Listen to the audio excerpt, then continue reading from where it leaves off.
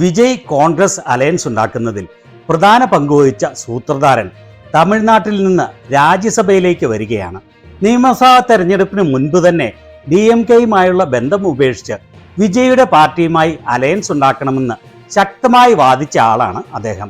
DMK വെറും 28 സീറ്റുകൾ മാത്രം കോൺഗ്രസിന് ഓഫർ ചെയ്തപ്പോൾ 75 നിയമസഭാ സീറ്റുകളും 2/3 ലോക്സഭാ സീറ്റുകളുമാണ് തമിഴ്നാട്ടിൽ മത്സരിക്കാൻ വിജയ് കോൺഗ്രസിന് ഓഫർ ചെയ്തത്. രാഹുൽ ഗാന്ധിക്കും അതിന് മനസ്സായിരുന്നു. എന്നാൽ അവസാനം മല്ലികാർജുൻ ഖാർഗെയുടെയും ചിദംബരത്തിന്റെയും അഭിപ്രായം മാനിച്ച് മുന്നണി മര്യാദ പാലിച്ചുകൊണ്ട് DMKയോടൊപ്പം ചേർന്ന് മത്സരിച്ച കോൺഗ്രസിന് കനത്ത തിരിച്ചടിയാണ് നേരിട്ടത്. വെറും 5 സീറ്റുകൾ മാത്രമേ കോൺഗ്രസിന് വിജയിക്കാൻ ആയുള്ളൂ. വിജയുടെ പാർട്ടിയുമായി ചേർന്ന് മത്സരിച്ചിരുന്നു എങ്കിൽ 50-ലധികം സീറ്റുകൾ കോൺഗ്രസിന് വിജയിക്കാമായിരുന്നു.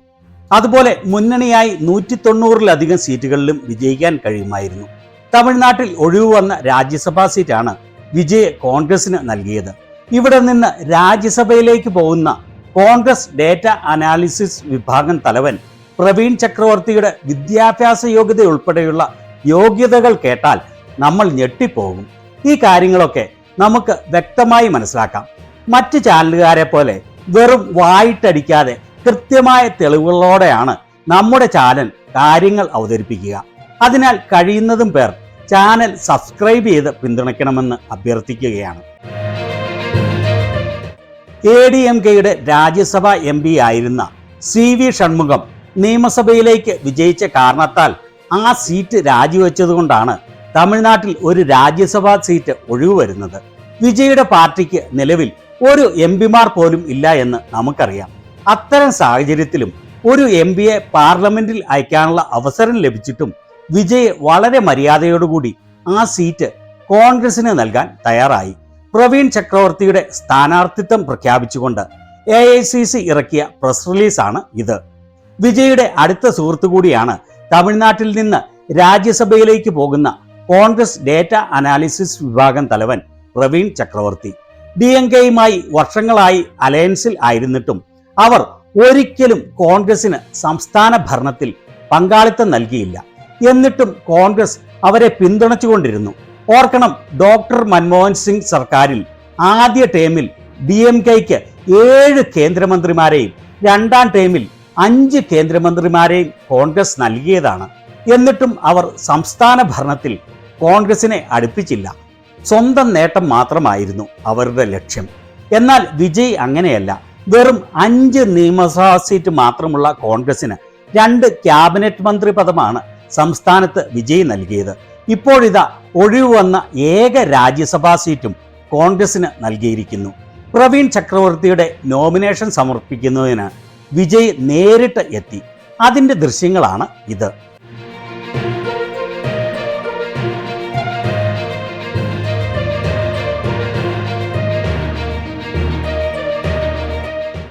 അദ്ദേഹത്തിൻ്റെ വിദ്യാഭ്യാസ യോഗ്യതയും മറ്റ് യോഗ്യതകളും എന്താണ് എന്ന് അറിയണ്ടേ? ലോകത്തിലെ ഏറ്റവും മികച്ച ബിസിനസ് സ്കൂളാണ് യൂണിവേഴ്സിറ്റി ഓഫ് പെൻസിൽവാനിയയിലെ Wharton school of business. US news business school റാങ്കിങ്ങിൽ 2ാം സ്ഥാനം.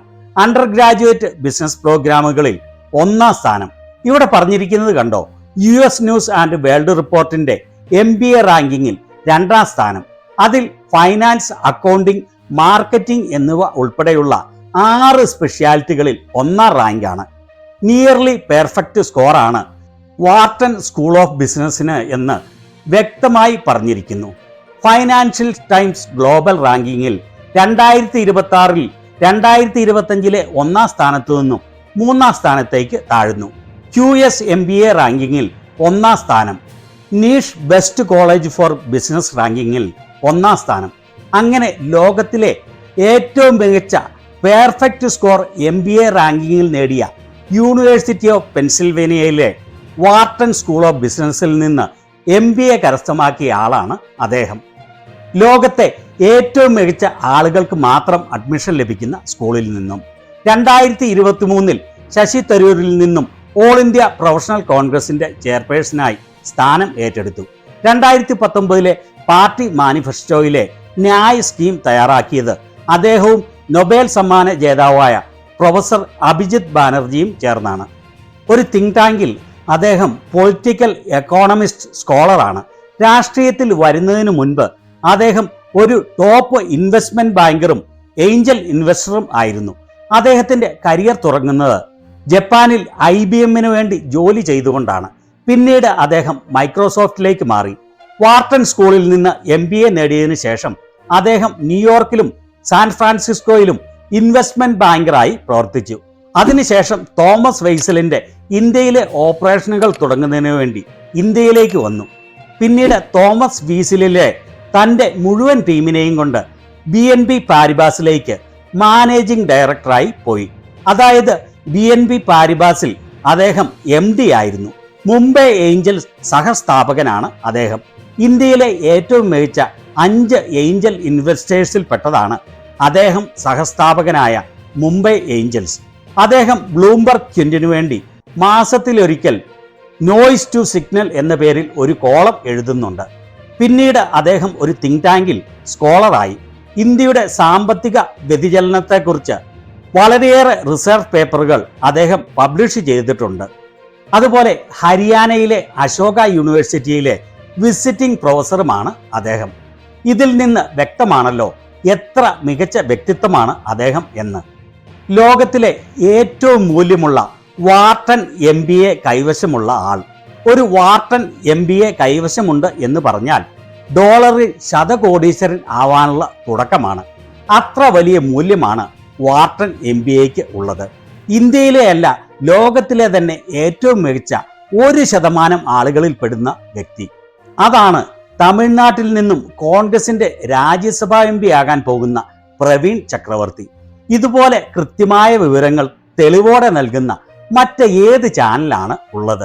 തനിക്ക് രാജ്യസഭയിലേക്ക് MP ആയി പോകുന്നതിന് അവസരം ലഭിച്ചതിനെക്കുറിച്ച് അദ്ദേഹം പറയുന്നത് കേട്ടുകൊണ്ട് അവസാനിപ്പിക്കാം. ராஜ்யசபா இடைத்தேர்தலுக்கு வேட்பாளராக இன்று நான் நாமினேஷன் ஃபைல் பண்ணியுள்ளேன். இந்த வாய்ப்பு எப்படி கிடைச்சது என்ன, தமிழக வெற்றி கழகமும் தமிழ்நாட்டின் மாண்புமிகு முதலமைச்சர் திரு ஜோசப் விஜய் பெருந்தன்மை, கருணை, காங்கிரஸ் கட்சி தலைவர் திரு ராகுல் காந்தி அவர்களும், ஆல் இந்தியா காங்கிரஸ் கமிட்டி தலைவர் திரு மல்லிகார்ஜுன கர்கே அவர்களும், பொறுப்பாளர் திரு KC வேணுகோபால் அவர்களும், எங்கள் சட்டமன்ற உறுப்பினர்கள் எல்லோரும் எனக்கு இது கொடுத்த வாய்ப்பு. இது ஒரு பெரிய பொறுப்பாக நான் நினைக்கிறேன். കോൺഗ്രസിന് തുടർച്ചയായി പരാജയങ്ങൾ ഉണ്ടാവുമ്പോഴും കോൺഗ്രസിൽ ചേരാൻ, രാഹുൽ ഗാന്ധിയോടൊപ്പം ചേരാൻ അദ്ദേഹം തീരുമാനിച്ചതിന് കാരണം എന്താണ് എന്ന് വ്യക്തമായല്ലോ. രാഹുൽ ഗാന്ധിയെ പോലെ തന്നെ വളരെ മികച്ച വ്യക്തിത്വം ആയ അദ്ദേഹം മറ്റേത് പാർട്ടിയിലാണ് ചേരുക? തമിഴ്നാട്ടിൽ ഒഴിവു വന്ന ഏക രാജ്യസഭാ സീറ്റ് കോൺഗ്രസിന് നൽകാൻ മര്യാദ കാണിച്ച വിജയുടെ നടപടിയെക്കുറിച്ച് നിങ്ങളുടെ അഭിപ്രായം എന്താണ്?